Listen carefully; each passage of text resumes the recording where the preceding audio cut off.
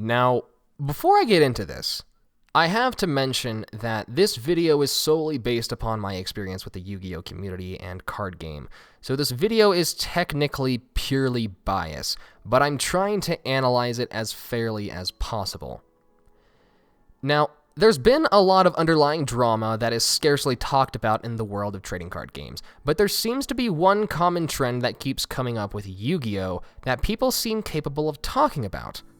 It's that the community of Yu-Gi-Oh is going downhill, but people aren't really certain why.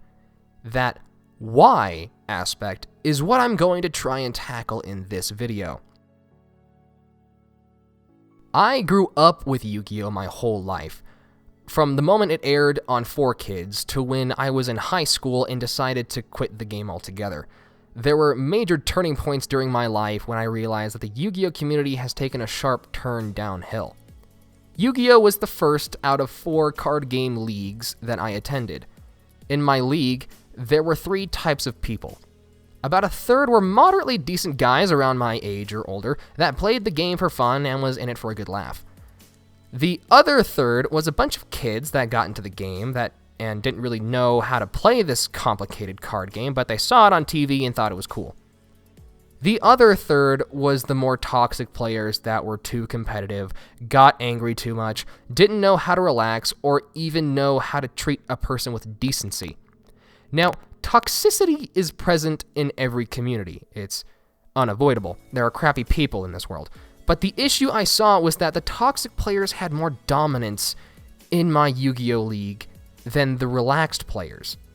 People would look up to and appreciate the toxic players because they had the rarest and most expensive cards, and they developed the best strategies that almost no one could compete with because they spent too much of their time in this sole hobby. Now, that's not to say that spending a lot of time on your hobby is bad, but the amount of obsession they had was unhealthy. But not only that, I've met too many children who played the game just for fun and never smiled because they could never win or were always judged by toxic players. I have vivid memories of kids that entered local tournaments with dread in their eyes from the moment they walked in. There was always a clear split between the players where no middle ground could be formed. But the really important question is, why do these toxic players have dominance? And why are these players so upset and toxic? I think the main reason that these players are so toxic is a combination of Konami and what they are doing, along with how the players are reacting. We all know that Konami has gone downhill as well. People have been accusing them for being money-grubbing whores for quite some time, but they're a company. That's what they do. They make money. It's literally their job. But it's how they make money that has affected the Yu-Gi-Oh community. They make Yu-Gi-Oh seem appealing by having their booster boxes be cheaper than Magic's or Pokemon's, but what they don't tell you is that if you wanted to make a deck that was half decent by purely opening boxes, you'd need to open 4, maybe 5 boxes due to the fact that the necessary cards, and I mean necessary cards, are all high rarity, and the chances of pulling what is necessary for the deck one wants to make, the chances are always stacked against them. And yes, I know that one should buy singles if they really want a good deck, but I'm looking at what people do when they play for fun, and the people who play for fun buy the boxes and the packs. Magic builds their boxes almost purely around draft, the idea of building a deck straight out of the box and putting up a fight. It's literally part of their goal. Pokemon does a better job simply because their game is extremely simple compared to Magic and Yu-Gi-Oh! I opened 3 booster boxes just to pull a singular card and never pulled it. It wasn't even a secret rare, it was an ultra rare. It's because the odds being constantly stacked against the players that the community gets upset, and, of course, the people with the most money and disposable income are the people with the better deck. The common joke is that Yu-Gi-Oh is a children's card game, even though its mechanics rival Magic in its complexity, and the only people who can really play the game are teenagers to adults who have the money to buy their way into the decks they need. And because the cards are so hard to find and pull, it spikes their prices, which is good for the secondary market, but players have a much more difficult time trading because they stop seeing it as trading cards, but instead trading money, which only makes it more difficult for children to play the game because their only other alternative to getting the cards they need are ruined because it comes back to the same issue. They don't have the money. So going back to the original question, why are these players so upset and toxic, is because they know the odds are always against them. They know the company that makes their game is going downhill and stopped seeing them as players, but instead a means for money, and they are upset because they don't want to see their beloved card game that they grew up with turn into the hideous monster that it's turned into today. To answer the question, why do these toxic players have dominance in the community, is because Konami is rewarding them for being toxic. They are rewarding them for spending all their time and money into the company because they keep winning. And there's this psychology that's developed in the community where winning is what's really important, and so these toxic players are looked up to.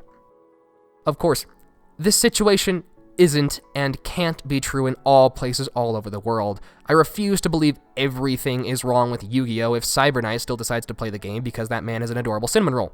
But this kind of situation seems to be more prevalent due to the fact that Yu-Gi-Oh! Players are complaining about it much more than any other card game I've seen. But now, the most important question that people seem to have the hardest time facing is, how do we fix this? It's more simple than people would like to think. You need to stop playing the game. Don't get me wrong, I'm not saying you should hate the game or you should sell all your cards and pick up a new card game, no. But instead, you need to put your foot down, stop giving Konami your money until they get better. By giving them your money, you're telling them you're doing a good job. And Konami is not doing a good job. Now, some of you may be asking, what does this guy know? What gives him the jurisdiction to say Yu-Gi-Oh! Has a bad community? Well, I mentioned that I've attended 4 card game leagues, that being Yu-Gi-Oh!, Magic, Cardfight Vanguard, and Force of Will. I didn't realize how bad the Yu-Gi-Oh! Community was until I went to the others. The Pokemon community is filled with adults and children that are always smiling, and even though they lose, they're still having fun because Pokemon doesn't reward the players for buying their cards, but instead reward them for playing at the league. If you play, you get a promo card. If you play so many games, you get a little prize. At my local game store, there's literally a raffle every time the league occurs, where you pick a number and you're entered for a chance to get a full art card or a holographic card. At the Magic League, I'm not sure why, but the people there just seem to treat others with more respect. They shook my hand, introduced themselves, asked how I was doing. They were mature. Again, I'm not sure why that is. I don't go to it often, but nonetheless, that's my experience.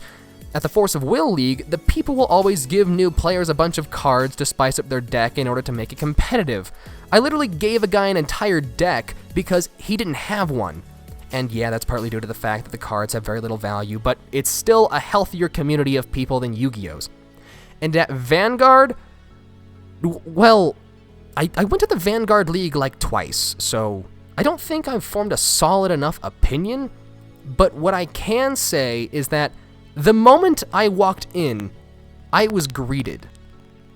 That's more than what I can say about the Yu-Gi-Oh! League I attended.